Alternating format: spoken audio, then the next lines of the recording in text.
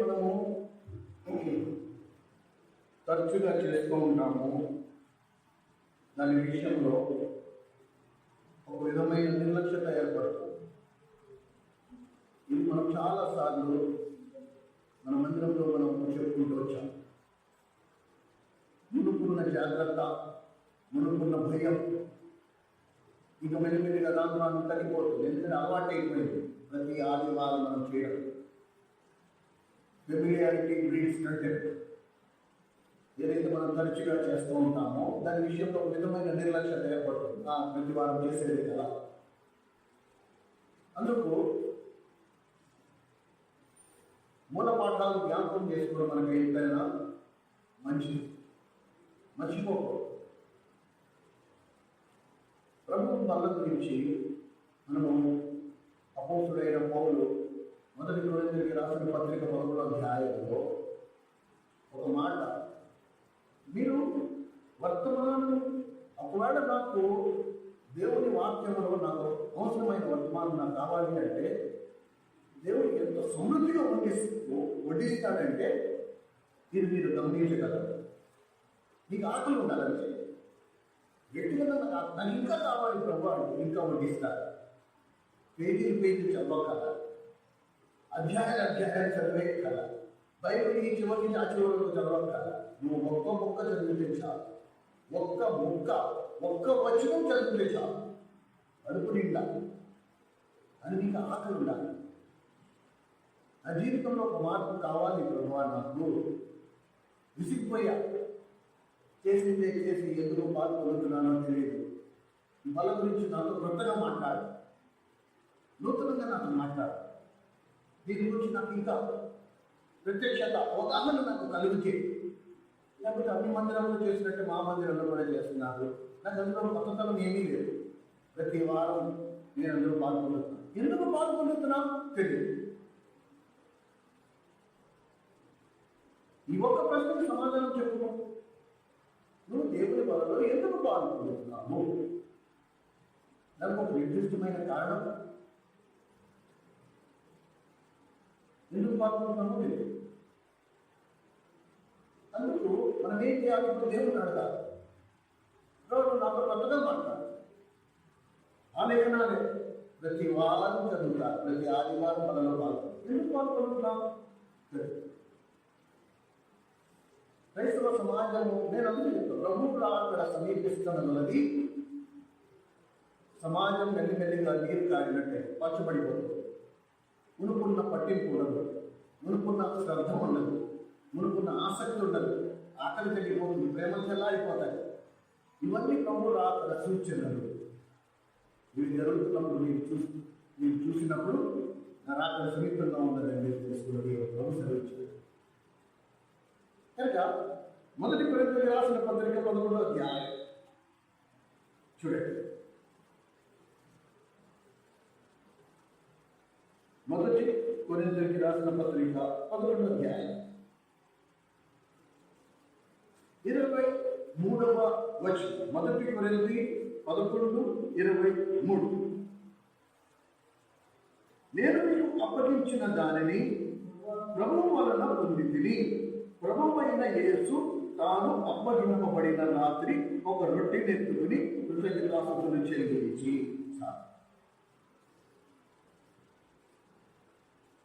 కనుక ఇందులో నాతో కొత్తగా మాట్లాడే ప్రభావ ప్రతి ఆదివారం నీకు వచ్చిన చదువుతున్నాను.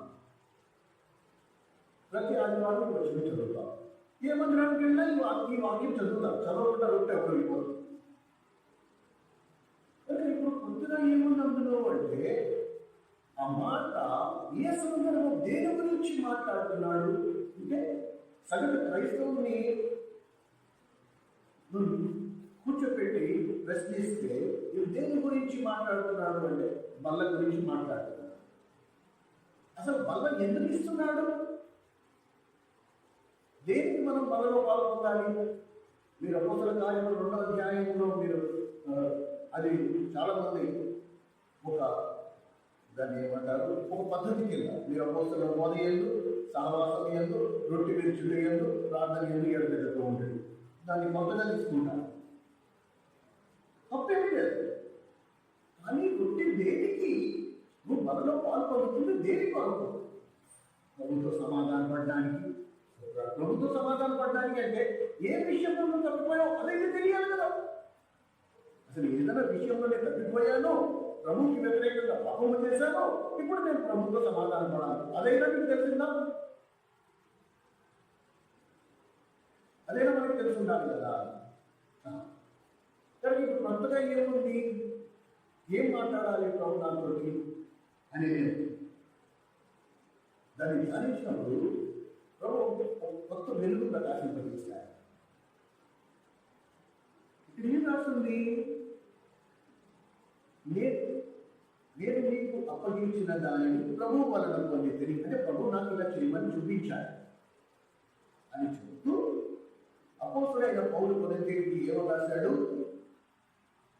ప్రభు తాను అప్పగింపబడిన రాత్రి. దీన్ని మనం సరిగ్గా అర్థం చేసుకుంటే ఏమని అర్థం చేసుకోవాలి? ఆ మరుసటి రోజు యేసుక్రీస్తు ప్రభు సిలువైపడ్డారు.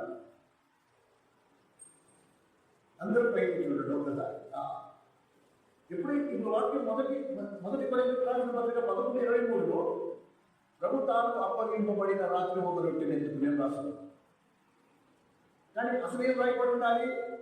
ప్రభువు సిలువైపడే ముందు రోజు రాత్రి ఒక రొట్టెని ఎత్తుకుని దాన్ని విడిచి మరుసటి రోజు సిలువైపడ్డాడు. కనుక విశ్వాసులకు, క్రైస్తవ సమాజానికి ఏంటి గుర్తు? ఈరోజు యేసుక్రీస్తు ప్రభు సిలువైపడ్డాడు. కానీ ప్రభు దేని మీద ఒత్తిడి తీసుకొస్తున్నాడు? ప్రభు దేన్ని భూతలను చూపిస్తున్నాడు? ప్రభు తాను అప్పగింపబడిన రాత్రి. కనుక ప్రభు వల్ల దేనికి సంబంధమై ఉన్నది? దేని గురించి? ప్రభు పనిలో పాల్గొనేవాడు ఏం చూసుకోవాలి? నేను ఎక్కడైనా ప్రభుని అప్పగించానా? నా వలన ఏదైనా పొరపాటు జరిగిందా? పొరపాటు ఏంటి? నా వలన ఏదైనా పాపం జరిగిందా? సర్వసాధారణంగా విశ్వాసుల యొక్క వ్యక్తిగత స్థితి ఏ స్థితిలోకి వచ్చేసింది? నేటి క్రైస్తవ సమాజం ఎంత ముదిరిపోయిందో చూడండి. ఎక్కడికి వచ్చేసాం మనము? వర్తమానము, దేవుడి మందిరంలో వర్తమానం విన్నామనుకో, ఈ వర్తమానం ఎవరు నాకు తెలుసు, ఈ వాక్యం ఎవరు చెప్పారో నాకు తెలుసు, ఇవాటి వాక్యం ఎవరు చెప్పారో నాకు తెలుసు, ఇది ఆ బ్రదర్కి, ఇది ఆ సిస్టర్కి. ఒకవేళ ప్రభు తాను అప్పగింపబడిన రాత్రి అనే పదాన్ని మనం తీసుకుని మీకు ధ్యానించడం మొదలుపెట్టామనుకో, వెంటనే మనం ఏమనుకుంటాం? ఈరోజు వాక్యం ఎవరు చెప్పారో మనకు తెలుసు, ఇది ఆ బ్రదర్కి వర్తిస్తుంది, ఇది ఆ బ్రదర్కి వర్తిస్తుంది, నాకు వర్తించదు. కానీ శిష్యుల స్పందన ఎలా ఉంది? శిష్యులు ఎలా స్పందించారు? శిష్యులు ఏమన్నారు? శిష్యులు ఏమన్నారు? నువ్వా నేనా నేను అప్పగించేది. అలాంటి ఆత్మ నేటి క్రైస్తవ సమాజంలో కనబడదు. నువ్వా నేనా నిన్ను అప్పగించేది అనుకో. ఇవాళ ఇది ఎవరుకున్నట్టు అయ్యో ఫలానా నేనైతే నీకు మంత్రుడు, నేను అసలు అలా అప్పగించను. నేను ప్రభువును అప్పగించిన వాడు. నేను పొద్దున్న లేస్తే ప్రార్థన, రాత్రి పడుకుంటే ప్రార్థన, మధ్యాహ్నం కూర్చుంటే ప్రార్థన, లేస్తే ప్రార్థన, దిగితే ప్రార్థన, తగ్గితే ప్రార్థన, నేను ప్రతి దానికి నేను ప్రార్థన చేస్తాను. కాబట్టి నేను అప్పగించే జాబితాలో నా పేరు లేదు. కానీ ఈ రొట్టె సందర్భి సన్నివేశం, ప్రభు రొట్టె వేర్చడం, ఆ శిష్యుడికి పంచిపెట్టడం, ఈ సన్నివేశాన్ని కనుక మనం ఒకవేళ జ్ఞాపకం చేసుకుంటే ఈ సన్నివేశంలో మనకి ఏం కనపడుతుంది? ఆ ప్రభుత్వం కూర్చుని ఆ రొట్టెలో పాల్గొంది, ఆ ద్రాక్షరసంలో త్రాగి వెంటనే బయటికి వెళ్ళి ప్రభుని అప్పగించిన వాడు ఉన్నాడు.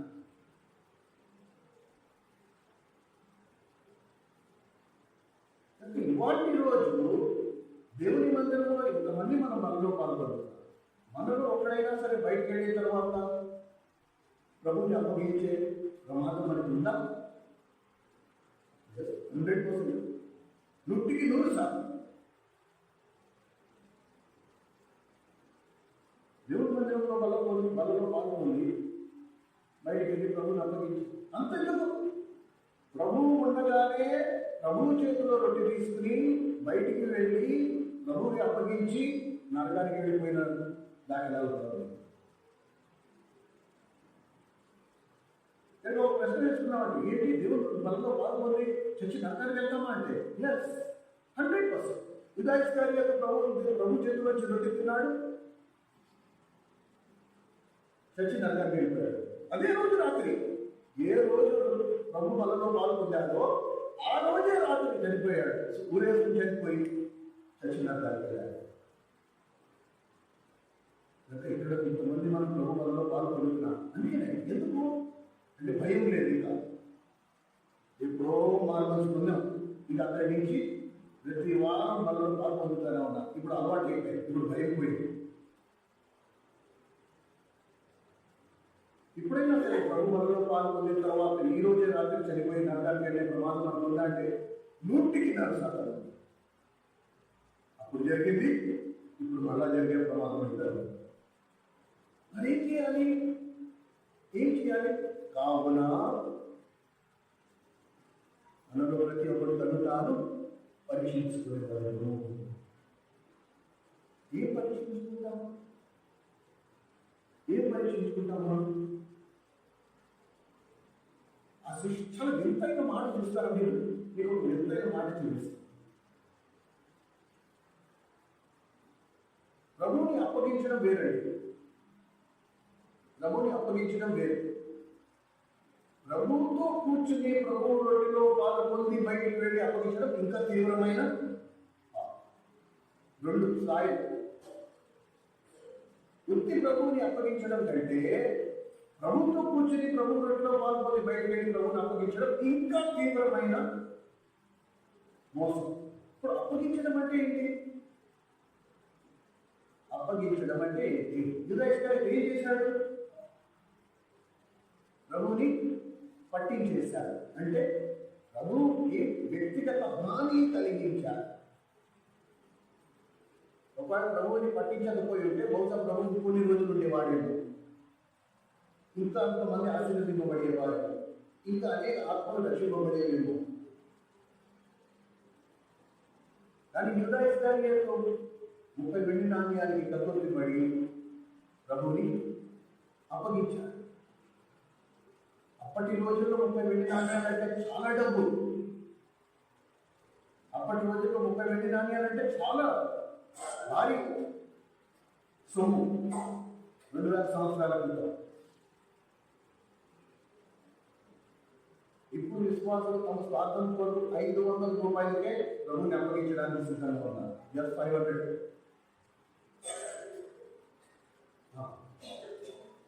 2 ఆలోచనలు ఉండట. ఒక్క క్షణం నేనేం చేస్తున్నానని కూడా ఆలోచన ఉండవచ్చు. అందుకని క్రైస్తవ సమాజంలో నాణ్యత అంతటి దిగజారిపోయింది. నాణ్యమైన క్రైస్తవ జీవితాలు చాలా అరుదు. ఇది మనం స్పష్టంగా అర్థం చేసుకోవాలి. ఈ అప్పగించే జాబితాలో నా పేరు ఉందా? అండ్ అందరికంటే వింతైన మాట ఏంటి తెలుసా? అందరికంటే వింతైన మాట, ఈ వర్తమానం విన్న తర్వాత బహుశా నీ మనోనేత్రాలు వెలిగింపబడిన కూడా ప్రభా నేనా అని అంటావేమో. బుద్ధి అంటే ప్రయోజనం లేదు. బుద్ధి నోటు ప్రభా నేనా, ఈ వర్తమానం విని కోపం వచ్చేస్తుంది ఒక్కసారి వాక్యం విన్న తర్వాత. ఏంటి ఇంత తీవ్రంగా దేవుడు నాతో మాట్లాడాడు, ప్రభా నేనా అని నువ్వు కూడా అనొచ్చు. కానీ బుద్ధి మాటలు వింటాం. చూడండి, మత్తయి సువార్త 26వ అధ్యాయం. మత్తయి సువార్త 26వ అధ్యాయం. Matthew's Gospel, chapter 26. మత్తయి సువార్త 26వ అధ్యాయం 25వ వచనం. మత్తయి సువార్త 26వ అధ్యాయం 25వ వచనం. బోధకుడా నేనా అని అడుగగా ఆయన ఏమన్నట్టు, యూదా ఇస్కరియోతు కూడా మాట్లాడాడు. ఏమాట? నేను ఆయన అప్పగించింది. ఎవరు అప్పగించేది? ఇంతకీ యూదా ఇస్కరియోతే. ఇంతకీ ప్రభుని అప్పగించేది ఎవరు? యూదా ఇస్కరియోతే. కానీ గుంపులో యూదా ఇస్కరియోతు నుంచి నేనా అన్నంత మాత్రం జాతకాలు ఎవరు మారుతాయా? బుద్ధి ఎవరు మారిందా?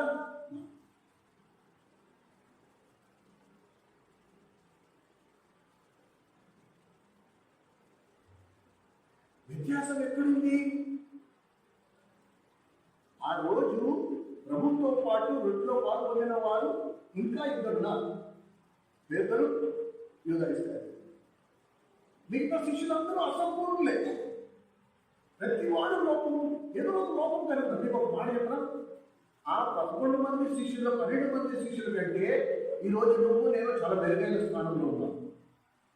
మనం చాలా ఆత్మీయమని చెప్పినా అది అతిశయోక్తి కాదు. ఆ 11-12 మంది ఎలా ఉన్నారు? వాళ్ళలో వాళ్ళకి గొడవలు ఉన్నాయి.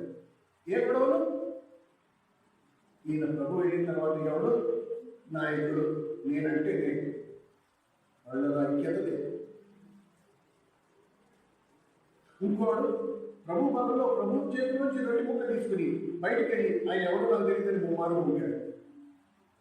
ఇంకోడైతే ప్రభుని అప్పగించేసారు. కానీ వ్యత్యాసం ఏముంది? తేడా ఏంటి? ఆ 12 మందిలో 11 మంది మాత్రం యథార్థమైన జీవితాన్ని జీవిస్తున్నారు. దాపరికాలు ఏం లేవు. ప్రభు ముందర వచ్చి ఎంతో ఆత్మీయుడు, ఎంతో ధీరుడు, ఎంతో చెట్లు కట్టేసుకుని నువ్వు అని దీని అలా కాకుండా అది ఏమి ప్రభావ నువ్వు వెళ్ళిన తర్వాత నాయకత్వం ఎవరు గొప్పవాళ్ళు అని డైరెక్ట్ ప్రభునే అడిగారు. నేనా అంటే నేనా అంటే నాలో ఏం డిస్కషన్.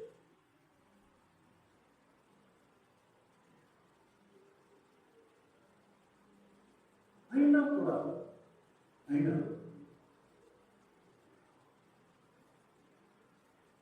వాళ్ళందరూ అసంపూర్ణులే. వాళ్ళలో ప్రతి వాళ్ళలో లోపం ఉంది. ప్రతి ఒక్కరిలో లోపం ఉంది. అయినా ప్రభు వాడిని ప్రేమించారు. చూడండి మా మత్తయి సువార్త 26వ అధ్యాయం 25వ వచనం.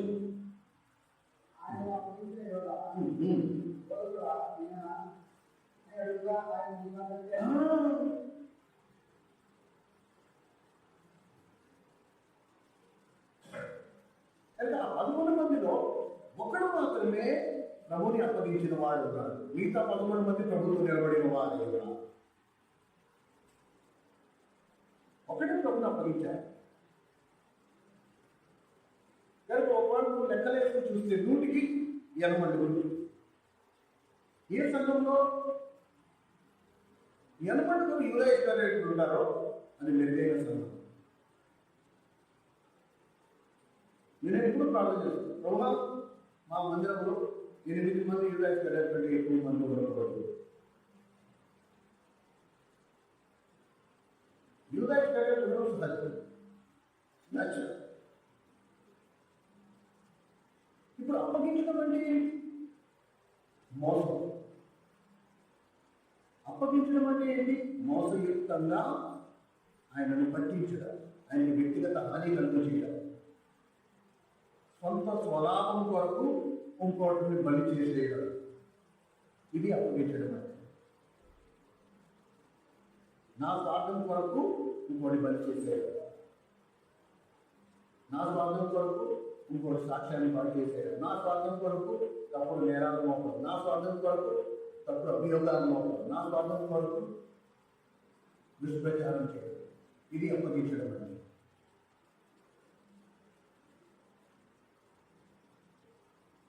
కానీ మనం ఈ విషయము స్పష్టంగా అర్థం చేసుకోవాలి. ప్రభుని గురించిన ఒక మాట మీకు చెప్పరా? ప్రభువు ఎన్నడూ తన వ్యక్తిగత బాధల కొరకు కన్నీరు కాల్చారు. ప్రభు ఎప్పుడు కూడా తన వ్యక్తిగత దుఃఖాల కొరకు, తన వ్యక్తిగత బాధల విషయంలో ఏడవలేదు. కానీ నా బాధల విషయంలో మనం దుఃఖించినప్పుడల్లా ఆయన రక్తపు చెమటను కాచుకున్నాడు.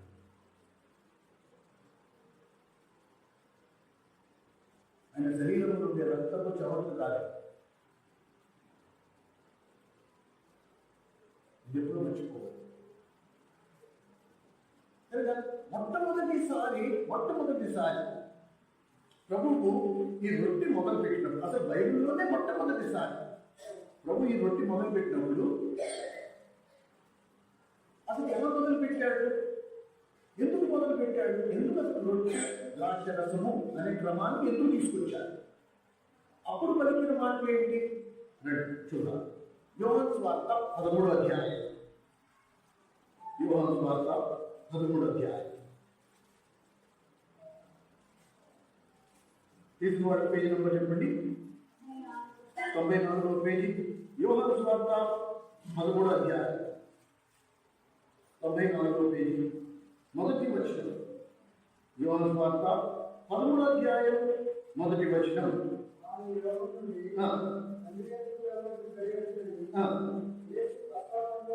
ముందే ఎరిగిన వాడై ప్రేమించి లోకంలో ఉన్న తన వారిని ప్రేమించి వారిని అంతము వరకు. ఈ లిస్టులో ప్రభు ప్రేమించిన ఈ లిస్టులో నీ పేరు, నా పేరు, మనందరి పేర్లు ఉన్నాయి. రక్షింపబడిన వాళ్ళందరి పేర్లు ఉన్నాయి.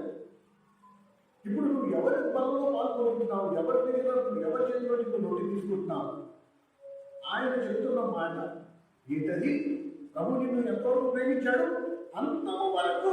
నీ శరీరంలో కట్టినంత వరకు, నీ కట్టిన ప్రాణం ఉన్నంత వరకు ఆయన నిన్ను ప్రేమించాడు. ఎలా యూదా ఇస్కరియోతును ప్రేమించాడు, నిన్ను కూడా ప్రేమించాడు. యూదా ఇస్కరియోతు అప్పగిస్తాడని తెలిసి కూడా ప్రేమించాడు. అందుకనే నిజంగా అప్పగించబడే ఆ సమయం దగ్గర పడినప్పుడు యూదా ఇస్కరియోతు సైనికుల్ని తీసుకుని ప్రభువుని బంధించి సైనికులు వేయించడానికి తీసుకొచ్చినప్పుడు ప్రభు ఏమని పిలిచాడు? నా చెలికారా, నా స్నేహితుడా. ఒక చెయ్యి నవ్వుతాడు. నా స్నేహితుడా, నువ్వు ఏ పని మీద వచ్చావో ఆ పని కానీ. ఆ మాటలో ప్రభు ప్రేమ ఉంది. ఈరోజు ఆ స్థానంలో నువ్వు నేను ఉండొచ్చు. ఈ రోజుకి ప్రభు నేను ప్రేమిస్తున్నాడు. ఇది నేను చెప్పట్లే, లేఖనం చెప్తాను. 13వ అధ్యాయం మొదటి వచనం. ఆయన అంతం వరకు, ఆయన తన వారిని అంతం వరకు ప్రేమించాడు. నువ్వు ఎలాంటి వాడైనా సరే, నువ్వు రక్షింపబడ్డావు, ప్రభు రక్తంలో కడగబడిన అనుభవంలోకి వచ్చావు, ప్రభు నీ పాపాలు క్షమించాడు, నేను నీ పాపం నుండి రక్షించే ప్రయాసంలో ఉన్నాడు, పరిశుద్ధాత్మ ఆ పరిచర్యలో ఉన్నాడు. ఇప్పుడు నువ్వు దానికి లోపడకపో, నువ్వు ఆయన ఆజ్ఞను గైకొనకపో, కానీ ప్రభు మాత్రం నేను అంతవరకు ప్రేమిస్తాడు. ఇది మాత్రం లేదు. నువ్వు ఆయన ప్రేమిస్తున్నావా, ప్రేమించట్లేదా అని చూడట్లేదు. దేవుని ప్రేమ మనుషులు ప్రేమించినట్టు ఉంటుంది.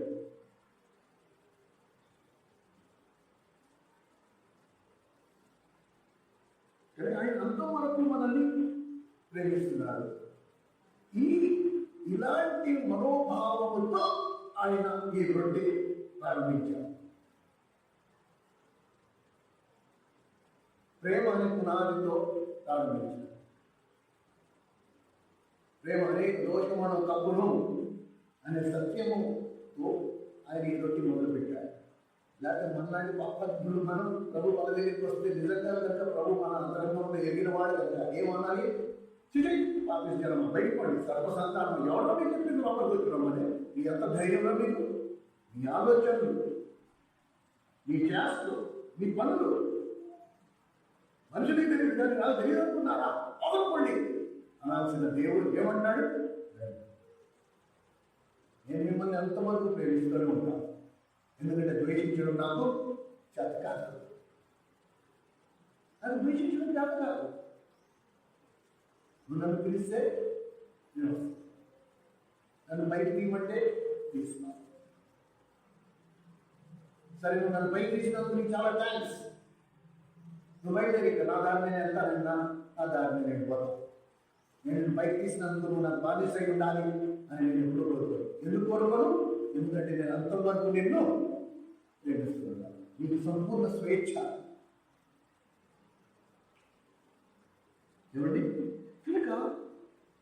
మనము ఇంట్రొడక్షన్ ప్రభు మొట్టమొదటిసారి బల్ల అనే వ్యవస్థను తీసుకొచ్చినప్పుడు ఈ ఉద్దేశంతో తీసుకొస్తూ 2 పేజీలు జరిగాయండి. 17వ అధ్యాయం 22వ అధ్యాయం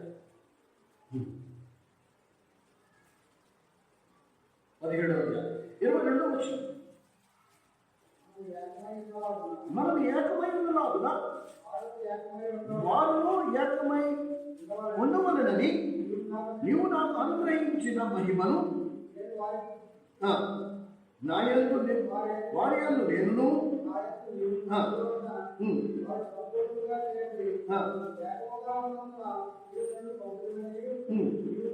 నువ్వు నన్ను ప్రేమించినట్లే వారిని కూడా ప్రేమించమని నేను వారికి ఇక చూడండి. ఇప్పుడు ఈ ప్రభు బల్ల అనే వ్యవస్థ తీసుకొచ్చే దానికి ఉద్దేశం ఏంటి? మనము ఏకమై ఉన్నాం. ప్రభు తండ్రితో అంటాడు, తండ్రి నువ్వు నేను ఏకమై ఉన్నట్లు వాళ్ళు కూడా నాతో పాటు ఏకమై ఉన్నారు. అంటే నువ్వు వేరు, నేను వేరు, తండ్రి వేరు, యేసు ప్రభు వేరు కాదు. మనం వేరు వేరు కాదు. ఈ మాట ఎవరంటున్నారు? ప్రభు అంటున్నాడు, తండ్రి నేను వేరు, నువ్వు వేరు కాదు. నువ్వు నేను ఎలాగైతే ఏకమై ఉన్నామో ఇప్పుడు నన్ను అనుగ్రహించిన వీరు కూడా మనందరితో పాటు ఏకమై ఉన్నారు. ప్రభు బల్ల యొక్క సందర్భాన్ని నువ్వు చూస్తే దేని గురించి మాట్లాడుతున్నాడు అంటే, వాళ్ళలో ఎన్ని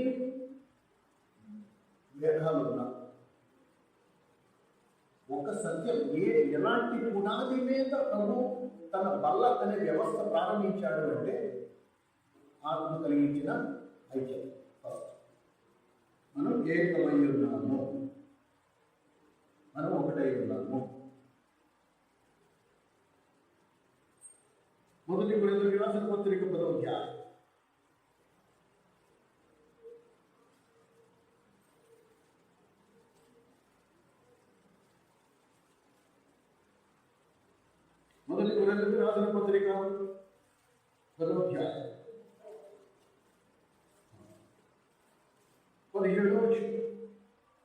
17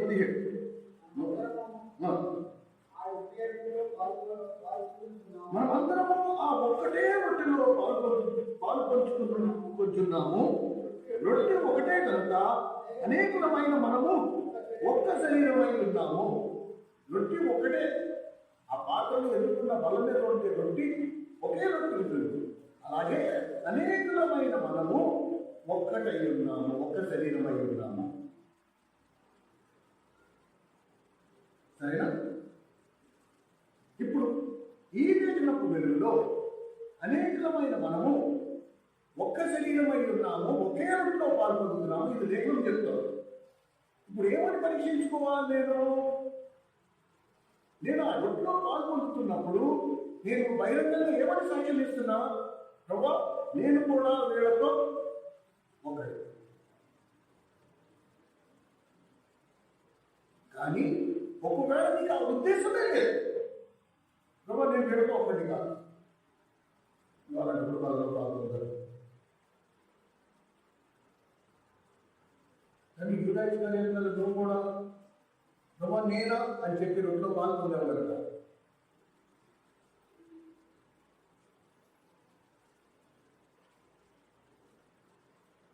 నిన్ను నీకు సంఘంలో ఐక్యపరచుకోలేకపోతే నీ తప్పే కాదు. నచ్చదా పాల్పొందదు, నీకు క్షేమం. కానీ నువ్వు ఆ రొట్టెలో పాల్పొందుతున్నప్పుడు నువ్వు ఏమని సాక్ష్యం చేస్తున్నావు?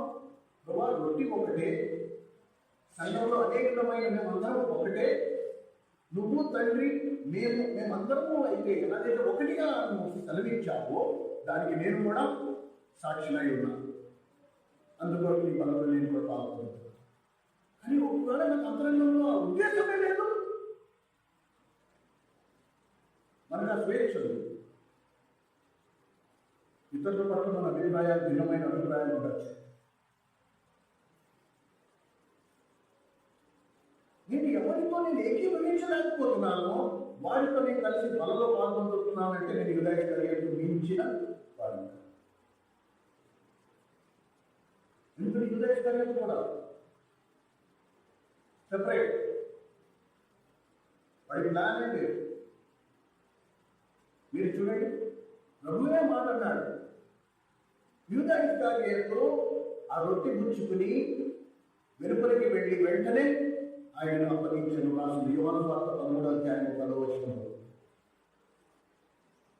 నేను అందుకే నా మాట్లాడుతున్నా, ఒకవేళ నేను బలలో పాల్పొందలేదు, నేను సంఘాన్ని అప్పగించాను, అది క్షమించవచ్చు. కానీ నేను బలలో పాల్పొంది మళ్ళీ సంఘాన్ని అప్పగించాను అంటే అది చాలా తీవ్రమైన పరిణామం. దానికి యూదా ఇస్కరియోతు ఏం జరిగిందో తీసుకున్నారు. ఇంకో మూలమున చదవండి, 1 కొరింథీ 11వ అధ్యాయం ఇంతలో పేరు 29. ప్రభు శరీరమని వివేచింపక త్రినిత్రాగు వాడు తనకు శిక్ష కలుగుటకై త్రినిత్రాగుచున్నాడు. ఇందువలననే మీరు అనేక బలహీనులను రోగులై ఉన్నారు, చాలా మంది నిద్రించారు. ఇప్పుడు అర్థమవుతుందా మీకు ఈ కనెక్షన్? ఈ చుక్కలన్నీ మీరు కలిపితే మీకు పూర్తి బాగుంటారు. అర్థమవుతుందా మీకు?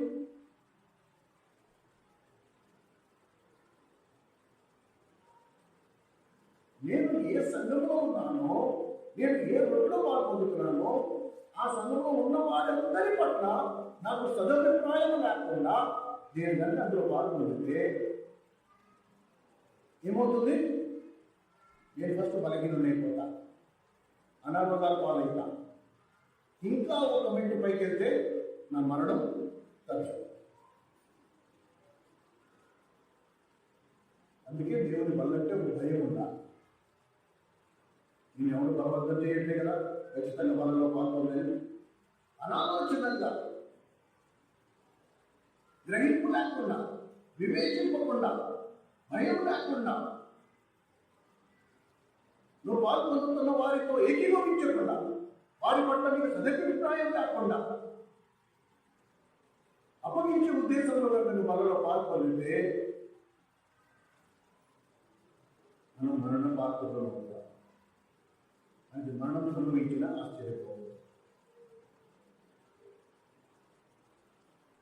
అందుకే దేవుడి అంటే భయం ఉండాలి.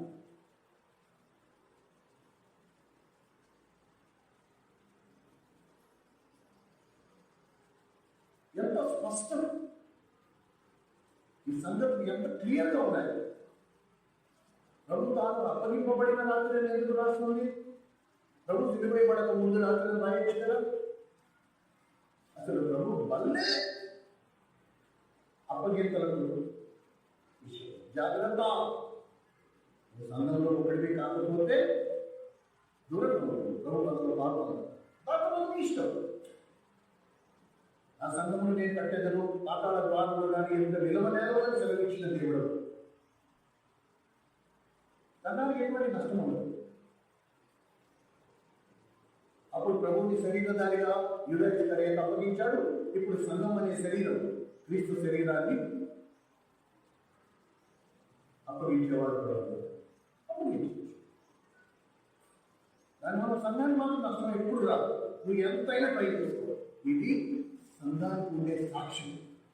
సంఘ చరిత్ర తిరిగేసు ఇంతవరకు.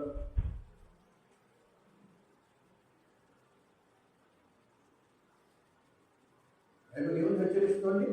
దయించు వంటి దేవుని చేతిలో పడుట ఎంత భయంకరము. అంటే దేవునితో చెలగాటం అవుతుంది.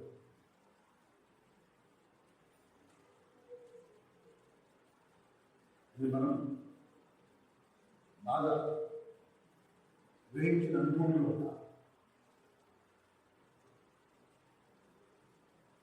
నేను అడిగినప్పుడు ఇది ఎలా సంఘానికి ఎలా బోధించాలి, వాళ్ళకి అర్థమయ్యేటట్టు ఎలా చెప్పాలి అంటే,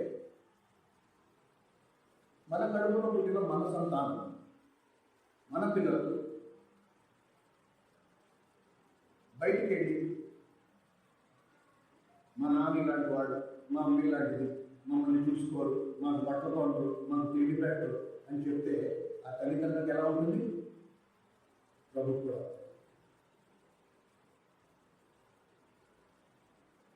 ఏ సంఘం నేను పోషించిందో, ఏ సంఘంలో అనుమతి పొందావో, ఏ సంఘం నీ దగ్గర నుంచి బదులేమో ఆశించలేదో, ఏ సంఘంలో నిన్ను దేవుడికి సమీపంగా తీసుకెళ్ళిందో, యూదాయిస్కరియోతు దాన్నే ఆచారం. 30 వెండి నాణ్యం, జస్ట్ 30 వెండి నాణ్యం, కొద్దిపాటి స్వలాభం.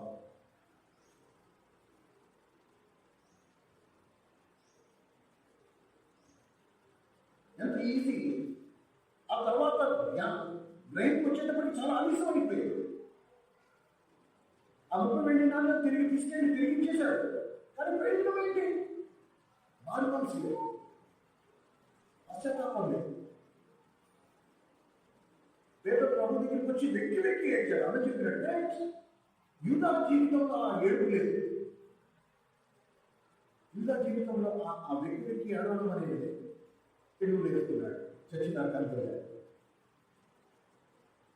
ఒక్కసారి ఒక్క అడుగు వెనక్కి వేసి ప్రభు దగ్గరికి వచ్చి, అయ్యో ప్రభా నేను తప్పుపడ్డా, నేను అప్పగించాను, క్షమించు అంటే బహుశా ఈ రోజు మనం యూదాయిస్కరియోతు రాసిన పత్రిక చదువుకునేవాడు, అపోస్తుడు అయ్యేవాడు. అందులో ఉన్న 12 మందిలో యూదాయిస్కరియోతు మంచి జ్ఞాని, లెక్కలవి వచ్చినవాడు. అందుకనే యేసుక్రీస్తులో డబ్బు సంచి యూదాయిస్కరియోతుకు అప్పగించారు. చదువుకున్నవాడు కాబట్టి గొప్ప దైవజనుడిగా ఉండేవాడు, గొప్ప అపోస్తుడుగా మారేవాడు. కానీ ఏమైంది? యేసు ప్రభుని ముమ్మారు బొక్కిన వాడు అపోస్తలులకి నాయకుడైపోయాడు. యూదాయిస్కరియోతు తెచ్చి నరకానికి వెళ్ళాడు.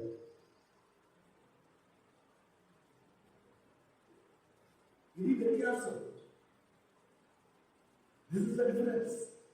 కనుక మనము ఇది సంపూర్ణంగా అర్థం చేసుకోవాలి. అందుకని ప్రభు చేసిన ప్రార్థన కూడా ప్రభు ఏమో ప్రార్థన చేస్తున్నాడు? 15వ అధ్యాయం 17వ అధ్యాయం 22వ వచనం, అంటే నువ్వు నేను ఏకమై ఉన్నలాగా వీరు కూడా ఏకమై ఉన్నారు. అంటే నువ్వు నాకు అనుగ్రహించిన మహిమను వీరికి అనుగ్రహించు. పరోక్షంగా ప్రభు ఏమంటాడు? నేను ఏ స్థానంలో ఉన్నానో వీళ్ళు కూడా అదే స్థానంలో ఉన్నారు. కానీ మన పని ఏంటి? ప్రభు పనిలో పాల్పొందేవారి పని ఏంటి? నేను క్రీస్తు స్వారూప్యంలోకి ఎంతవరకు వచ్చా, ఇంకా ఎంతవరకు నేను క్రీస్తు స్వారూప్యంలోకి రూపాంతరం చెందాలి.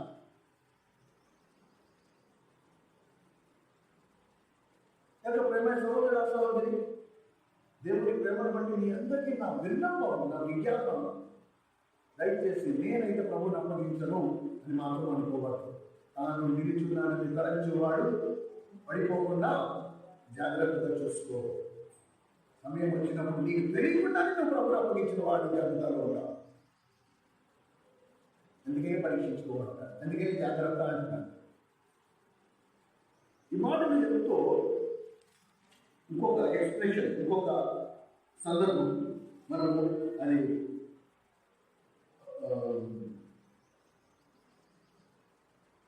ఎప్పుడైతే నేను దాన్ని ఏమంటారు, నేను కాదనుకుంటాను, లేక ఫలానా వాడు అనుకుంటాను, లేకపోతే ఫలానా సిస్టర్ అనుకుంటాము, మనం ఏం చేస్తున్నాము?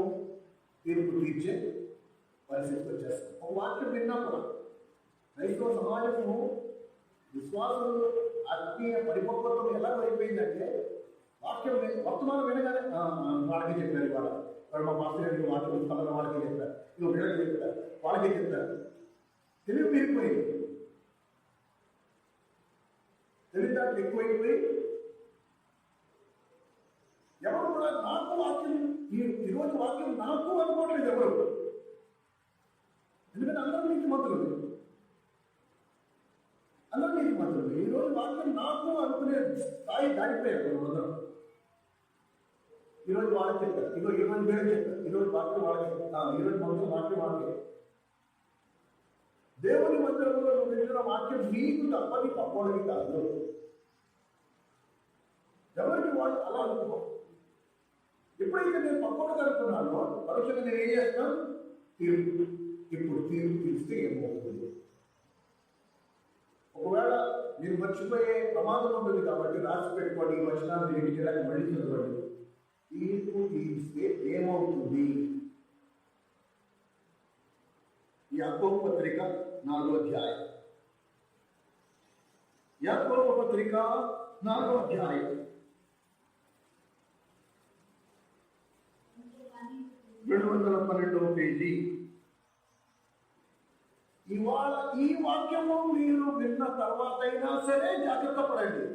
కానీ ఇంకా పాత పద్ధతుల్లోనే కొనసాగితే మాత్రం దేవుడే మిమ్మల్ని కాపాడాలి. యాకోబు పత్రిక 4వ అధ్యాయం 11వ వచనం. సహోదరులారా, ఒకరికి విరోధముగా ఒకడు మాట్లాడకుడి. తన సహోదరునికి విరోధముగా మాట్లాడి తన సహోదరునికి తీర్పు తీర్చువాడు ధర్మశాస్త్రమునకు వ్యతిరేకంగా మాట్లాడి ధర్మశాస్త్రమునకు తీర్పు తీర్చుచున్నాడు.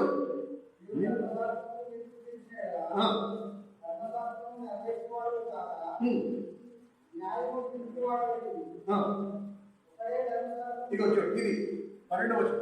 ఒక్కడే ధర్మశాస్త్రమునకు వినిపించి న్యాయం విధించేవాడు ఆయనే రక్షించుటకు నశింపజేయుటకు శక్తిమంతుడై ఉన్నాడు.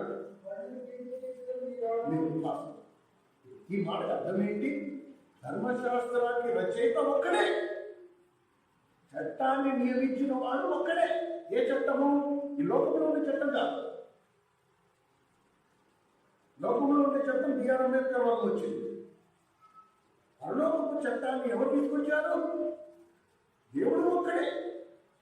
అయితే ఎవరైతే చట్టాన్ని తీసుకొచ్చాడో తీర్పు తీర్చే అధికారం ఎవరికి ఉంటుంది? ఆ చట్టాన్ని తీసుకొచ్చిన వాడికి మాత్రమే తీర్పు తీర్చడానికి అధికారం ఉంటుంది. కానీ ఎప్పుడైతే మనము ఆ పని తీసుకుంటున్నామో మనం ఎవరి స్థానాన్ని ఆక్రమిస్తున్నాం? దేవుని స్థానాన్ని ఆక్రమిస్తున్నాం. ధర్మశాస్త్రము తీసుకొచ్చిన వాడు ఒక్కడే, తీర్పు తీర్చేవాడు కూడా ఒక్కడే. ఎవరు ధర్మశాస్త్రము తీసుకొచ్చాడో వాడే తీర్పు తీర్చాలి. కానీ వాడు తీర్పు తీర్చకుండా నువ్వు నేను వాళ్ళలా వీడిలా వాళ్ళలా వీడిలా, ఇది లేదు అది లేదు, ఇది ఒక సంఘమేనా? ఇలాంటి మాటలు అనాలోచనగా నోట్లో జారేవా దాని పరిణామం అనుభవించక తప్పదు. నేను చెప్పట్లేదు అసలు. నాకు నేర్పించిన పాఠం అంతము వరకు వారిని ప్రేమించాను. నేను కూడా అంతవరకు ప్రేమిస్తాను. ఉన్నా లేకపోతే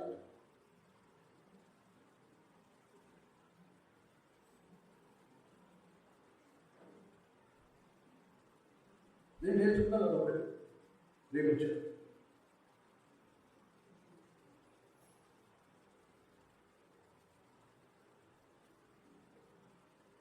కనుక మనము మరి ముఖ్యంగా మన సంఘంలో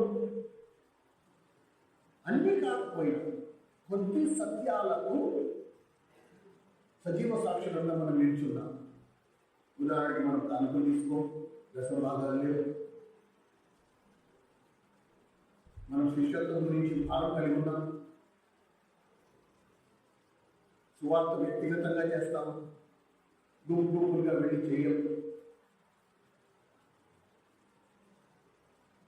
పరిశుద్ధాత్ముడు మనకి ఇచ్చిన అవకాశాన్ని బట్టి, సందర్భాన్ని బట్టి మనం సువార్త ప్రకటిస్తాం. అది కూడా వ్యక్తిగతం.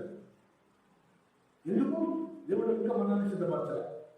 మనం ఆశీర్వదించబడిన అనుభవంలోకి వచ్చామనుకో, మనలో కార్యం జరిగిందనుకో, ఇప్పుడు మనం వెళ్ళి చూపించచ్చు. ఎస్, దేవుడు నాలో కార్యం చేశారు, మీలో కూడా చేస్తారు.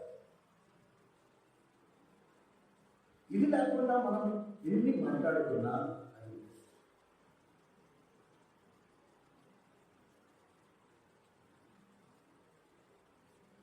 అది జ్ఞాపకం ఉంచుకున్నాం. మనం గుర్తుంచుకున్నాం ఈ విషయాలు. మన వ్యతిరేకించే వారు 100% ఉంటారు. ఒకవాడు అన్నట్టు నా జీవితమే నేను ప్రభుత్వం మొదలు పెట్టాలి, ఆరాధన అవుతుందంటే చాలా మందికి ఇష్టం ఉండదు. మొదలు పెట్టడం చాలా మందికి ఇష్టం లేదు. ఆ 4 మాటలు 2 మాటలు అందులో ఖర్చు ఉండదు. పైగా జనం వింటుండగా వర్ణించి చేయొచ్చు. చేయకూడదని నేను అనట్లే. అలా చేస్తే పాపం లేదన్నట్ల నువ్వు చేయొచ్చు 100 నిన్ను ఎవరు చేయడం లేదు, కానీ నువ్వు చేయట్లేదు, చేసుకోవట్లేదు. ప్లీజ్ నేను అదే అన్నా, నాకు ఇక సైలెంట్గా మౌనంగా చేయడం నాకు నచ్చింది, నేను మౌనంగా ఉన్నాను. నేను అలా మౌనంగా ఉన్నాను, అందరూ మౌనంగా ఉండాలని అనుకుంటే నువ్వు గట్టిగా చేయాలనుకుంటున్నావు వచ్చే నేను ఎవరైనా ఆపాడా? దేవుని మందిరంలో నీకు సంపూర్ణ స్వేచ్ఛ ఉంది. నా వ్యక్తిగత అభిప్రాయం నాకేంటి ప్రభు, నీ పరిశుద్ధ నామమును ఉచ్చరించే అర్హత కూడా నాకు లేదనుకుంటాను నేను. అందుకని నేను మౌనంగా నీ బాధలేదుగా సాగిపోయిన మౌనంగా వస్తాను.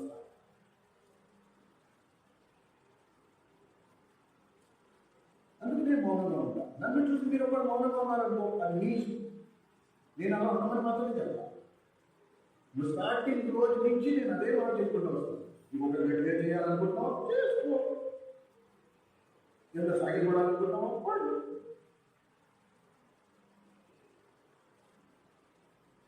ఎవరికి ఎటువంటి రెస్ట్రిక్షన్ అయితే లేదు. ఇలా చేస్తేనే ఆరాధన, అలా చేస్తే ఆరాధన కాదు, ప్రార్థన కాదు, స్థుతి కాదు, అలా ఏమి లేదు. ఇంకా నమస్కారం కానీ అంతరంగంలో యథార్థంగా ఉందా? అది లేకుండా యుధాస్కార్యలాగా నేను అంటే యుధాస్కార్యం కూడా వచ్చింది. అది కూడా అది ఆ యుధాస్కార్య నేనా అని మాట ఎప్పుడన్నా తెలుసా? ఎప్పుడైతే ప్రవాడే మీలో ఒకరిలో అప్పగించబోతున్నాడా, నా టైం దగ్గర పడింది, ఇక నేను మిమ్మల్ని విడిచిపెట్టే సమయం వచ్చేసింది, నేను కూడా వెళ్ళిపోవాల్సిన పరిస్థితి వచ్చింది. ప్రభా నేనా అంటే ప్రభా నేనా అని ఒకళ్ళొక్కరు అంటాడు. యుధాస్కార్యం అంటున్నాడు, అయ్యో నేను మౌనంగా ఉంటే నా మీదే వచ్చేస్తుంది మొత్తం, నేను కూడా మాట్లాడితే పోలా ప్రభా. కొన్ని కొన్ని కొన్ని సువార్తలు ఏమైనా వస్తుంది సార్, రబ్బీ నేనా అన్నాడు. యోహాను సువార్తలో ఇలా ఉంది, ప్రభా నేనా అని. లూకా సువార్తలో చూడండి, రబ్బీ నేనా అన్నాడు. దానికి ప్రభు సమాధానం కూడా చెప్పాడు, నువ్వు అన్నట్టే. అయినా వెళ్ళగలుగుతా, అయినా లైట్ వెళ్ళగలుగుతా, కొన్ని చేయడం మానేసేదా? యోహాను సువార్త 13వ అధ్యాయం 10వ వచనం, ఇందాక మనం చదివాం. యోహాను సువార్త 13వ అధ్యాయం 10వ వచనం. యోహాను సువార్త 13:10. యోహాను సువార్త 13వ అధ్యాయం 10వ వచనం, 30వ వచనం, సారీ 30వ వచనం, దయచేసి క్షమించండి. 30వ వచనం. యేసు ఇంకను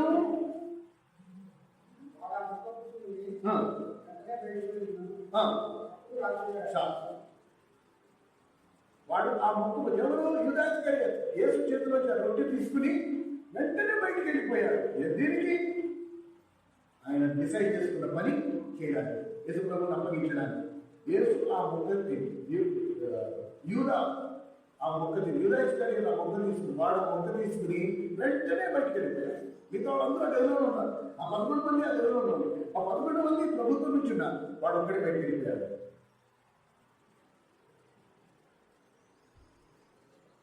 అందుకని ఈ 2 ప్రశ్నలు వేసుకో. ఈ రోజు నేను పనిలో పాల్గొంది, నేను బయటికి వెళ్ళి నా ప్రభుని అప్పగించే ప్రమాదం ఉందా? 100%. ఈ రోజు నేను పనిలో పాల్గొంది బయటికి వెళ్ళి చచ్చి రంగానికి వెళ్ళే ప్రమాదం ఉందా? 100% ఉంది. ఆ రోజు జరిగింది, ఈ రోజు జరిగే ప్రమాదం 100% మళ్ళా జరుగుతుంది.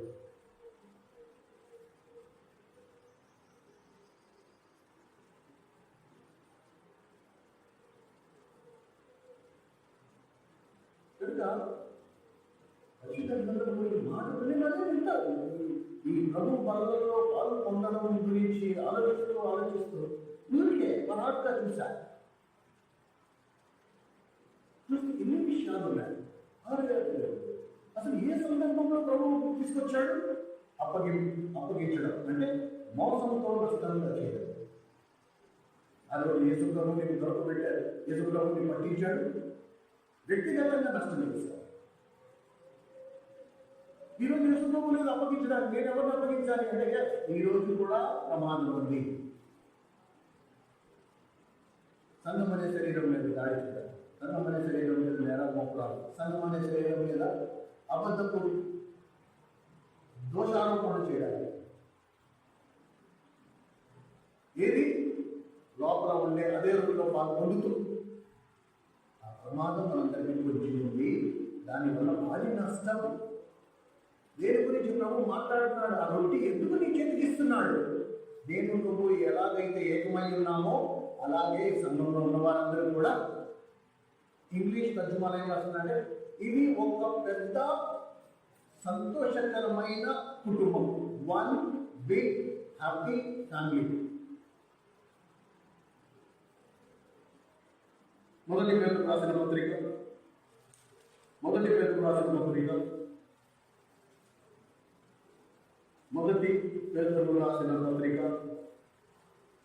అధ్యాయం. మొదటి పేతురు రాసిన పత్రిక 3వ అధ్యాయం.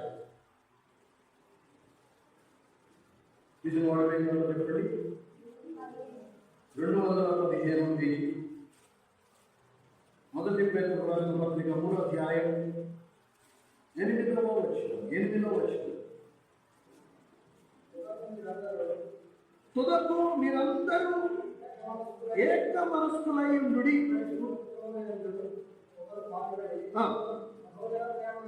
సహోదరుల ప్రేమల వారును కరుణాచిత్తులను వినయ మనస్కులై ఉండుడి.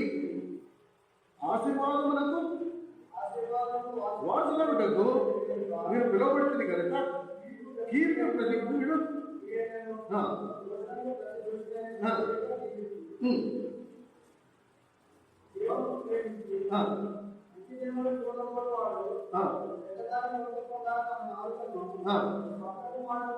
నాలుగను కపటపు మాటలు చెప్పకుండా తన పిల్లలను కాచుకునవలెను. అతను కీడు మేలు చేయవలనని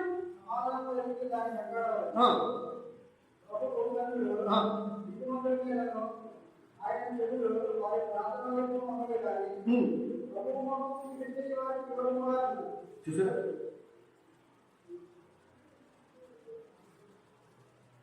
సంఘానికి ఇది వెండి కోస, సంఘానికి ఇది బ్యాక్ బోన్. ఇది సంఘానికి వెండి కోస, ఇది సూత్రం. ఈ క్రమానికి వ్యతిరేకంగా నేను ఎప్పుడు వెళ్తానో దేవుడు కోరుకో.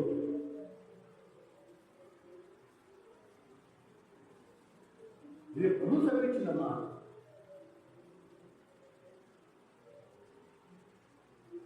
కనుక ఈ విషయంలో ఎంతో జాగ్రత్త. నీకు విరోధంగా కానీ సంఘంలో నీకు వ్యతిరేకంగా కానీ ఎవరైనా మాట్లాడితే మనం ఏం చేయాలి? మ్యాక్సిమం ఫస్ట్ ఇప్పుడు మొదటి పేతురు రాసిన పత్రిక 3వ అధ్యాయం 8వ వచనం నుండి 12వ వచనం వరకు రాయబడిన మాటలు చూస్తే ప్రభు నేర్పించిన పాఠం ఏంటి? నువ్వు నేను చేయవలసింది ఏంటి? మౌనంగా ప్రార్థన. వాళ్ళ కోసం ప్రార్థించారు. ఎందుకు? వాళ్ళు ఈ కుటుంబంలో ఒక అంగమై ఉన్నారు. కానీ వెంటనే స్పందనకు ప్రతిస్పందించద్దు, తిరగబడద్దు. ఆ మాటకి అర్థం ఏంటి? నువ్వు తిరగబడద్దు. వాళ్ళు అన్నారని నువ్వు అన్నద్దు. నీ పని ఏంటి? వాళ్ళ కోసం ప్రార్థన, మౌనంగా కాదు. ఎందుకనగా ఎందుకంటే అంతవరకు ప్రేమించడం ప్రభు నేర్పించాడు మనకి. వాళ్ళు ఎట్టివారైనా ఉన్నవాళ్ళు.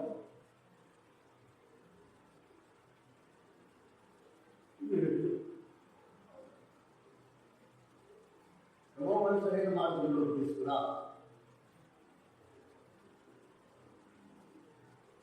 వాళ్ళు మోసగింపబడుతున్నాడు, అపవాదించాడు, మోసగింపబడుతున్నాడు అని సరైన మార్గంలో నడిపించు. మనం చేయగలిగిన ప్రార్థన ఒకటి, అది మనం కర్తవ్యం, మన బాధ్యత. We have to do that. ఎందుకంటే ప్రభు వాళ్ళ ఏ గురించి మాట్లాడుతుంది? ఆత్మకరించిన ఫస్ట్ రొట్టి ఒక్కటే. అలాగే సంఘంలో ఉన్న అనేకమైన మనము ఒక్క పెద్ద కుటుంబమై ఉన్నాము. ప్రభు బలలో పాల్గొనడం మరలా చెప్తున్నా, ఇది నీకు హెచ్చరికగా. నీకు అలాంటి ఉద్దేశం లేకపోతే నువ్వు ప్రభు బలలో పాల్గొనద్దు. కానీ నువ్వు ప్రభు బలలో పాల్గొంటున్నావు అంటే పరిశుద్ధాత్మకు, తండ్రికి, యేసుక్రీస్తు ప్రభువుకి ఏమని సాక్ష్యం ఇస్తున్నాం? ఈ కుటుంబంలో నేను కూడా ఒకడినై ఉన్నా, వీళ్ళతో ఉన్నా. వాళ్ళకి వ్యతిరేకమైన చర్యలు మాత్రం అభివృద్ధి చేయాలి. నష్టం వాళ్ళకి ఏమవుతుంది? సన్యాసి నష్టం లేదు. పొయ్యిలో వెలుగుతున్న పొలంలో 2 పొలాలు తీసి బయట పెడితే ఏమవుతుంది? 2 పొలాలు ఆగిపోతాయి. పొయ్యికి నష్టం లేదు. పొయ్యి మండుతూనే ఉంటుంది.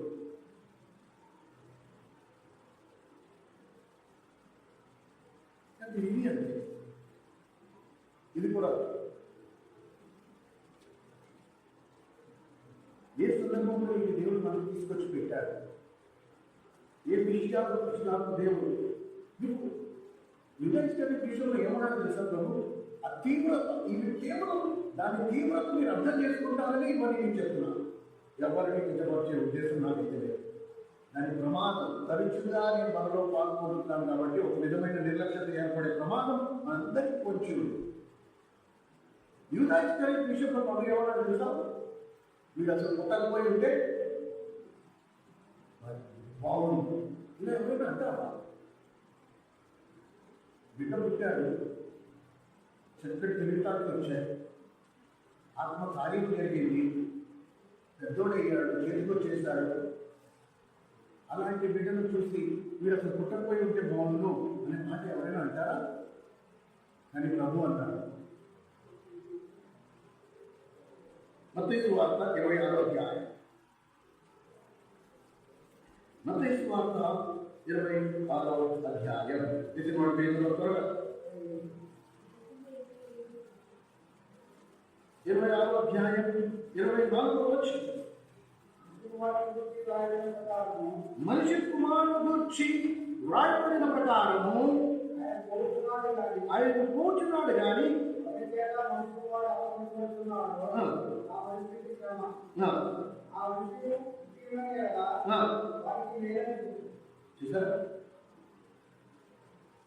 ఆ మనుషులు పుట్టి ఉండకుండా ఉంటే వాళ్ళకి మేలు, అవి పుట్టకుండా ఉంటే బాగుండేది.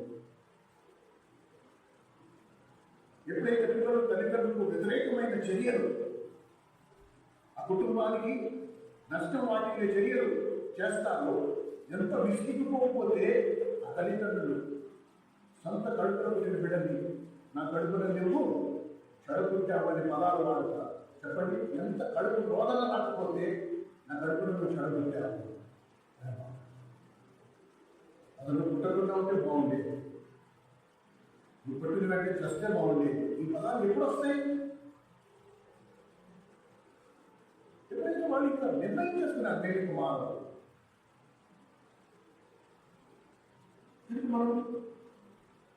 మనమందరం తిరిగి జన్మించిన అనుభవంలోకి వచ్చాం.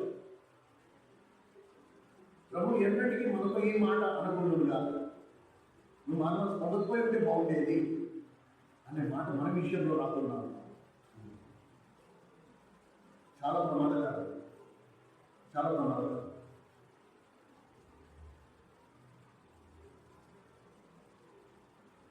అప్పటి దినాలలో నేను అందుకే మళ్ళీ అప్పటి దినాలలో 30 వెండి నాణ్యాలు అంటే చాలా ఎక్కువ ఉంది. విలాసకరే తక్కువ పడ్డాడు, డబ్బులు ఆశపడ్డాడు అంటే అర్థం పక్కన ఉంది. ఇప్పటి రోజుల్లో కొంచెం చిన్న నోట్లు పడేస్తే చాలు.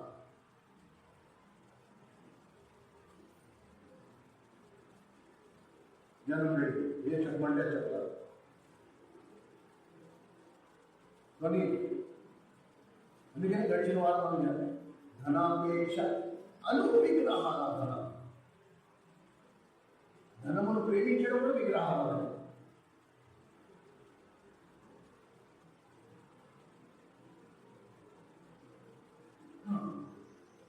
ఎప్పుడైతే సంఘంలో ఆ సత్యాలు బోధించబడతాయో ఆ సత్యాన్ని నిలబడిన వాడిని పుచ్చుకుంటుంది.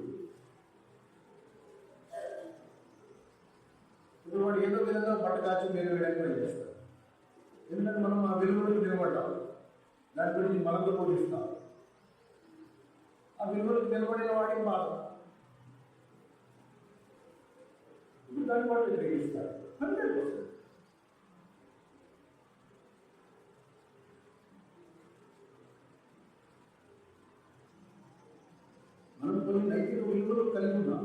విషయాల్లో మనం చాలా ఖచ్చితంగా ఉన్నాం.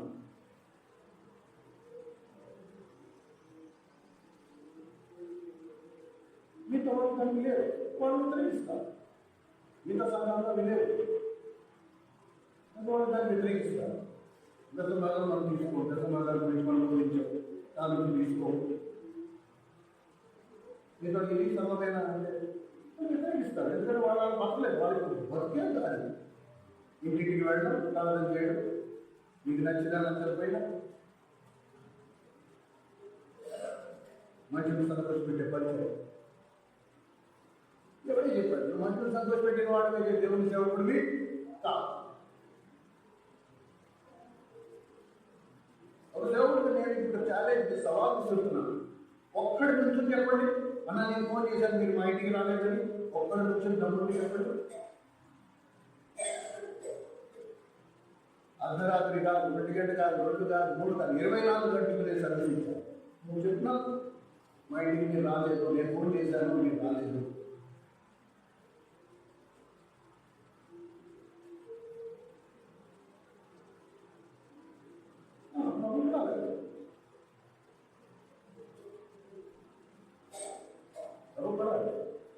శతాధిపతి ఇది దక్షిణ శుక్రవారం శతాధిపతి ఒక 1000 మంది సైనికులకు అధిపతి. వాడు తన దాసుడు అనారోగ్యంతో ఉంటే ప్రభు దగ్గరికి వస్తాడు. ప్రభువా నా దాసుడు అనారోగ్యంతో ఉన్నాడు అనగానే ఇంతే చెప్పాడు. ప్రభు నా దాసుడు అనారోగ్యంతో ఉన్నాడంటే ప్రభు వెంటనే ఉన్నాడు కదా, నేను చెప్పదా నేను ఇక్కడ వస్తాను, నీ దాసుడు నేను స్వస్థపరుస్తానంటే శతాధిపతి ఏమంటున్నాడు? ప్రభువా నువ్వు మా ఇంటికి రావచ్చు, నువ్వు ఇక్కడ నుంచి నువ్వు సెలవిస్తే చాలు, మా ఇంటికి వచ్చి అంత నేను గొప్పోడిని కాదు.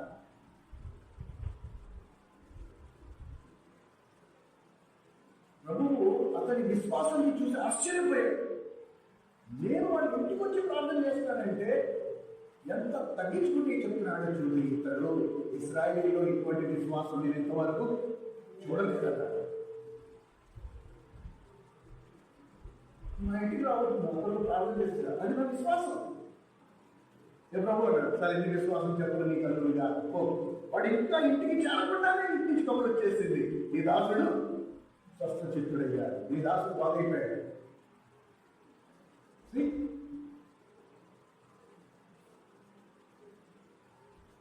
నీ విశ్వాసం ఏంటి?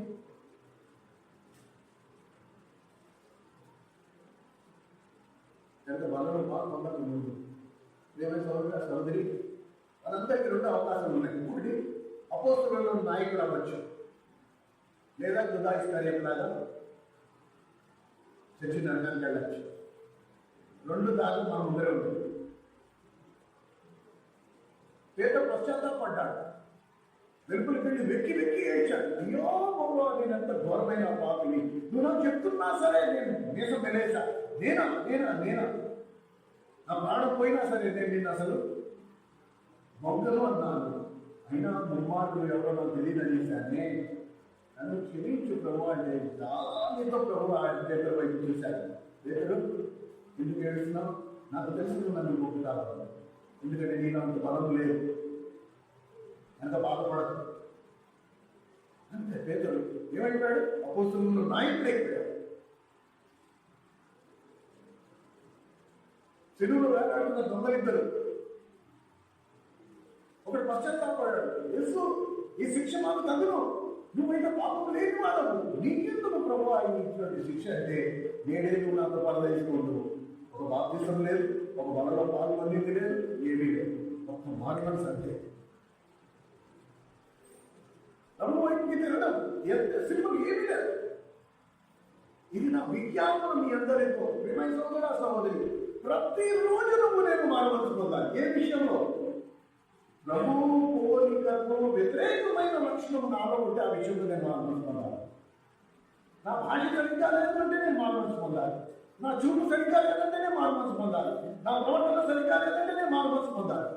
ప్రతి విషయంలో ప్రతిరోజు నేను మారవలసి పొందుతూనే ఉండాలి.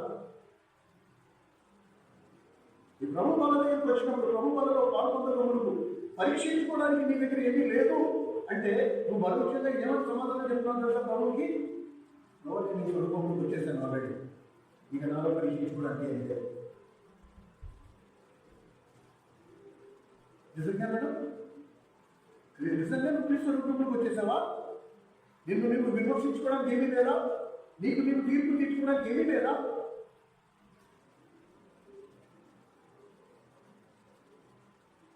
మనమే విమర్శించుకున్నాడు కదా, తీర్పు పొందకపోదు. నీకు తీర్పు తీర్చుకోవట్లేదంటే పరోక్షంగా నువ్వు ఏమన్నావు? ప్రభా నాకు ఆల్రెడీ నేను ఈ స్వరూపంలో వచ్చేసాను, నేను తీర్పు తీర్చడానికి నాలో పాపం ఏమీ లేదు. నిజమేనా అది నిజమేనా? ప్రభు నేర్చుకుని గ్రహిస్తున్నామా? ప్రభు ఆజ్ఞలన్నీ కైకొంటామా? ప్రభు అడుగుదాకా నడుస్తున్నామా? అలా మనం పరీక్షించుకుంటామా? ప్రతిరోజు మార్మాసం పొందుతున్నామా? మన మాటలో, చూపులో, చేతలో, ఆలోచనలో, తలంపుల్లో, క్రియల్లో, నీతిలో, వాక్యంలో వీటన్నిటిలో మనం మార్మాసం పొందుతామా? పొందట్లేదు అంటే నాకు ఇంక అవసరం లేదు అని చెప్పడం. దేవుడు నిన్ను గౌరవించి నీకు స్వేచ్ఛనిచ్చాడు, నీకు నీవే తీర్పు తీర్చుకో. ఆ పని కనుక నువ్వు నమ్మకంగా చేయకపోతే దేవుడు ఆ పని చేయాల్సి వస్తుంది. ఇప్పుడు దేవుడు ఆ పని చేస్తే యూదాయిస్కర్యతకు పట్టిన గతి నీకు నాకు. ఇద్దరు రొట్టెలో పాల్పొందారు, యూదాయిస్కర్యత రొట్టెలో పాల్పొందారు, పేతురు రొట్టెలో పాల్పొందారు. ఇద్దరు అసంపూర్ణులే, ఇద్దరిలో దోషం ఉంది. ఒకడు బయటకు వెళ్ళి ముమ్మారు మొక్కాడు, ఇంకోటి ప్రభుని అప్పగించేశాడు. కానీ వాడిద్దరిలో ఒకడు అపోస్తలుకి నాయకుడయ్యాడు, ఇంకోటి చచ్చిన అర్థానికి వెళ్ళాడు. మీ దారిలో చూస్తాం.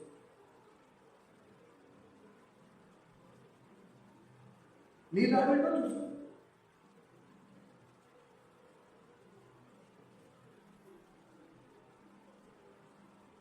ఇది మనం చాలా తీవ్రంగా పరిగణించాలి. ప్రభు వాళ్ళను భయముతో వణుకుతూ 100 సార్లు ఆలోచించారు. బాబు రొట్టుంది కదా నోట్లోకి వస్తుంది, ద్రాక్షరసమే కదా అని నోట్లోకి వస్తున్నామా? దాని భయంకరమైన నష్టాన్ని మనం ఎదుర్కొంటున్నాము. మనం సమీపించినప్పుడల్లా జ్ఞాపకం ఉంచుకున్నాం. యూదాయిస్కర్యతలాగా కన్నీరు అంతా జీవితాన్ని మార్చేది కేవలం కన్నీరు. సర్వసాధారణంగా మనకు ఏడుపు రాదు. మనకి ఎప్పుడు ఏడుపు వస్తుంది? నిజమైన దుఃఖం, నిజమైన మార్పు. ఎవడైనా చనిపోయాడా? వెక్కి ఏడుస్తారు. ఎందుకు? భారీ నష్టం. అయ్యో, మన నిలబైన వాడు, మన సొంత మనిషి మన కళ్ళ పక్కన పోయాడే, వెళ్ళు ఆడిపోతాం. ఇది ఓ ఆత్మీయాన్ని చనిపోతాం, మీకు శాశ్వతాన్ని దూరం అయిపోతా. నాకు అలాంటి భరించలేదు. నాకు యూదాయిస్కర్యతపై దౌర్భాగ్యశ్రీ నాకు ప్రభా, నీకు నేను ఎడబాసి నిన్ను నేను, నీకు నాకు ఎడబాటు వచ్చిందంటే నేను బతుకుని గడిచేటట్టు. నేను కూడా ఈ సంఘంలో ఒకటి, నేను కూడా కావ్యం వీళ్ళతో నేను కూడా ఏకీభవిస్తున్నాను. నేను లేదు కాదు. యథార్థంగా మనందరూ ఆయన పేదలు రాసిన పత్రిక 3వ అధ్యాయం 8వ వచనం నుంచి 12వ వచనం ఇంటికి మళ్ళీ చదవండి. ఇవి అనియమాలు, అన్ని నియమాలు. ఈ సహోదరునికి వ్యతిరేకంగా మాట్లాడారు. పరుగు సేవకుడికి తీర్పు తీర్చేవాడు నీకు ఎవరు? యాకోబు పత్రిక 4వ అధ్యాయం ధర్మశాస్త్రం రాసిన వాడు ఒక్కడే, తీర్పు తీర్చేవాడు కూడా ఒక్కడే. నువ్వే ఒక మధ్యలో.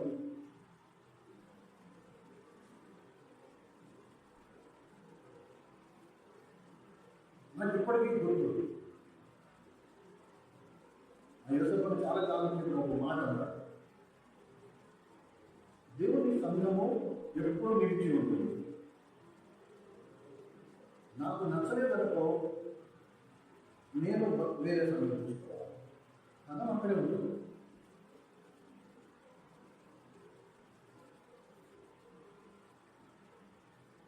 ఈ రోజు వరకు నాకు ఆ మాట గుర్తు. నేను పూర్తి నేనేం చేయలేదు. సంఘాన్ని నేను ఆ క్రీస్తు శరీరంతో జరగాట మాడలేదు.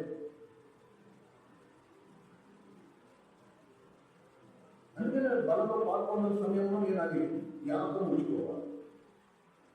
నేను వేళల్లో ఒకటినా కాదు. నాకు వేరే ఉద్దేశం ఉంటే నేను అందరూ పాల్గొన్నాను. నాకు ఏదైనా నచ్చలేదా? నాకు ఇది నచ్చలేదు, నేను వేరే మందిరానికి వెళ్ళిపోతాను, చెప్పు నేర్పు, నష్టమే లేదు. మనందరం నచ్చే కదా ఒక సిద్ధాంతం మీదకి వచ్చాం, ఒక తాటి మీదకి వచ్చాం. మనందరికీ దేవుడు ప్రత్యక్ష ఇచ్చే కదా మనం శిష్యత్వం గురించి భాగం కలిగి ఉన్నాం. ఇంత నూతన సంఘాన్ని నింపుకున్నాను, నింపుకుని వేస్ట్. అన్ని వృత్తుని ప్రభుత్వం జీవించేవాడు కావాలి. అందుకనే పేరు పెట్టుకున్నాం, క్రీస్తు శిష్యుల సహవాస సంఘం అని పేరు పెట్టు. శిష్యత్వం అన్ని వృత్తుని ప్రభువుని వెంబడించేవాడు, అన్నిటికంటే ప్రభుకి ఎక్కువ వెలిగించేవాడు, ప్రభుత్వం జీవించేవాడు. ప్రవర్తించాలి. దోరుకుంటే చెప్పుకునేది కాదు. వ్యక్తిగత జీవితమే సాక్ష్యమై ఉండాలి. మనం అలా జీవిస్తున్నాం. ఇది మా విశ్వాసం. ప్రభు మనందరినీ ఆ అనుభవం తీసుకొస్తున్నారు. ప్రభుత్వం జీవించదు. గొడుగుళ్ళు లేకుండా ఎల్లప్పుడూ ఆనందించే జీవితం, ఎల్లప్పుడూ సంతోషంగా ఉండే జీవితం, ఉన్నదాంట్లో వృద్ధి చెందడం నేర్చుకునే జీవితం, దేవుని ఆజ్ఞలను భయపడే జీవితం, అందులో ఆ మాటలు లేని జీవితం, దేవునికి మహిమకరంగా జీవించే జీవితం, ఎక్కడికి వెళ్ళినా దేవుని సన్నిధి కూడా తీసుకెళ్లే జీవితం.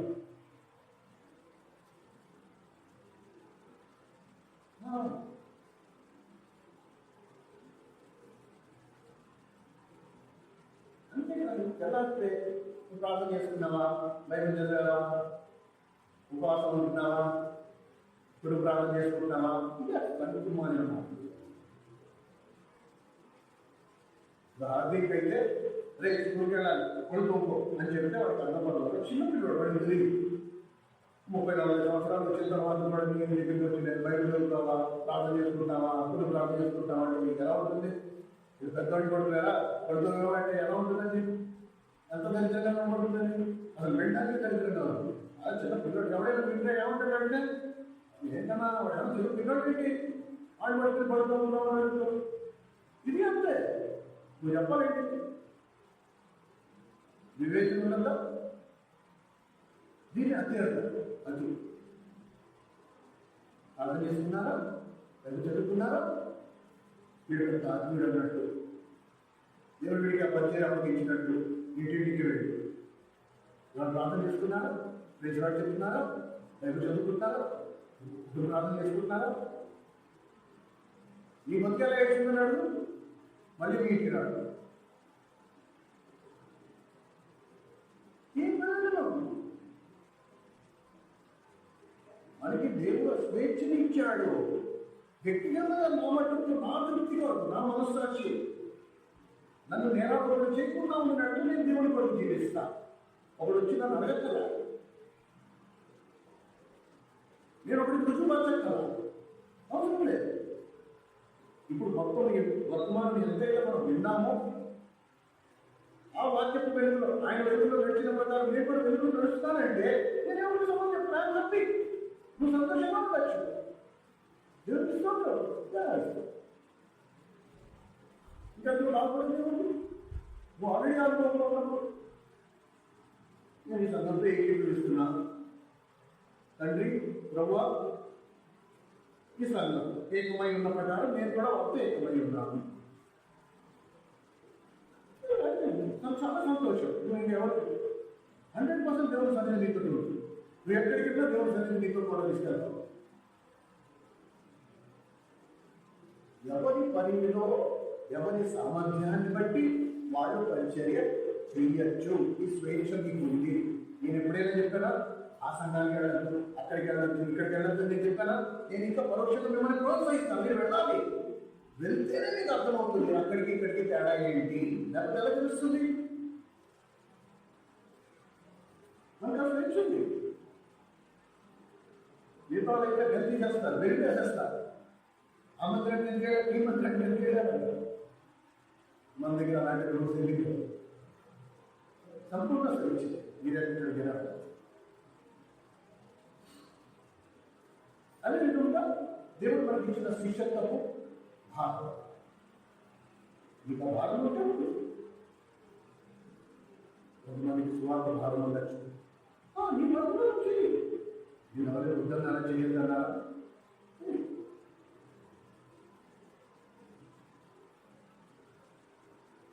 మనకి అర్థం గ్రహించాల్సిన సత్యం ఏంటంటే మనకి ఎంతైతే దేవుని ఆత్మలో నడిపించబడుతున్న వారు దేవుని కుమారులు వారి సంపూర్ణ స్వేచ్ఛ స్వాతంత్రం ఉంది.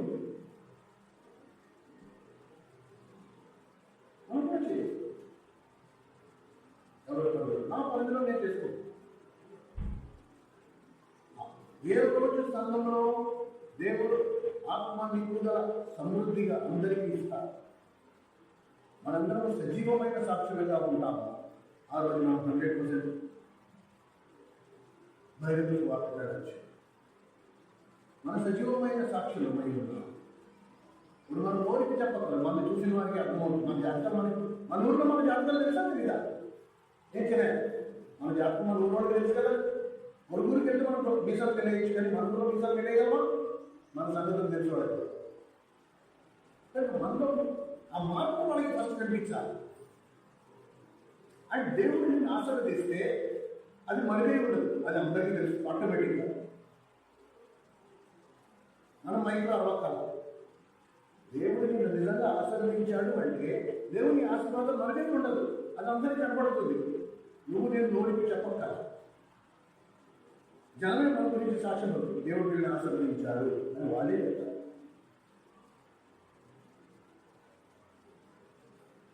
మీరు పూర్తిగా అంతముల వరకు నాకు సాక్షులై ఉండేదారు. సాక్ష్యం చెప్పేది కాదు, సాక్షులై ఉండేది.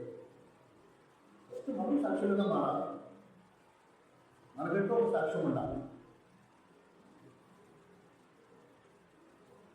అప్పుడు మనం సమాజంలోకి వెళ్ళినప్పుడు మనం ఆయన వెలుగులో నడిచిన ప్రకారం మనం కూడా వెలుగులో నడిచిన వారు కాబట్టి, మనం కూడా లోకానికి వెలుగై ఉన్నాం కాబట్టి చీకటి ఉన్న వారు ఆటోమేటిక్గా వెలుగులోకి వస్తారు. అది కార్యం, అది కార్యం. లేకపోతే నేను కూడా విన్నాను, సాయంత్రం ఎప్పుడన్నా కాలనీలో చెప్తే జనం కొండ నేను కూడా విన్నాను. అన్న మీరు తిట్టకపోతే మాట చెప్తారండి. ఏం చెప్పమ్మా అంటే వాడు బోర్ పడలేక వెళ్ళానన్న నల్లకి వచ్చేసింది. అందుకే ఎవరిని పిలవలేదు. మా మందిరానికి రండి, నేను ఎవరిని పిలవలేదు. ఇక్కడ కూర్చున్న వారిని ఎవరిని నేను ఇంకా పిలవలేదు. మీరు మా మందిరానికి రండి, నేను ఎవరిని పిలవలేదు. మీ అంతా మీరు వెతుక్కుంటూ వచ్చారు. మీకు ఏదో ఒకటి కనపడకపోతే ఎందుకు వచ్చాడు? ఇది మనసు ప్రత్యక్షత. ఫస్ట్ మనం సాక్షిమై ఉండాలి. మన జీవితాన్ని చూసి వాడు రావాలి, మనం పిలుచుకొస్తే కాదు. మనం పిలుచుకొచ్చి వాడు పిలిచినట్టు మళ్ళీ ఇదో ఇలాగే అది బోర్ పడలేకండేనన్నా అల్లం వచ్చేసింది. అది ఏం లేదు, ఒక ముక్క అర్థమైపో. దేవుడు కలుసుకునే అనుభవం ఉండాలి. ఈరోజు ప్రభు దర్శనం నాకు కలిగింది, ప్రభు నాకు స్పష్టంగా మాట్లాడాడు, ఈ అనుభవం ఉండాలి. లేకపోతే మనం వెళ్ళినా ఒకటే వెళ్ళకూడదు. వాదన చేసుకున్నాం, దర్శనం చేయాలి.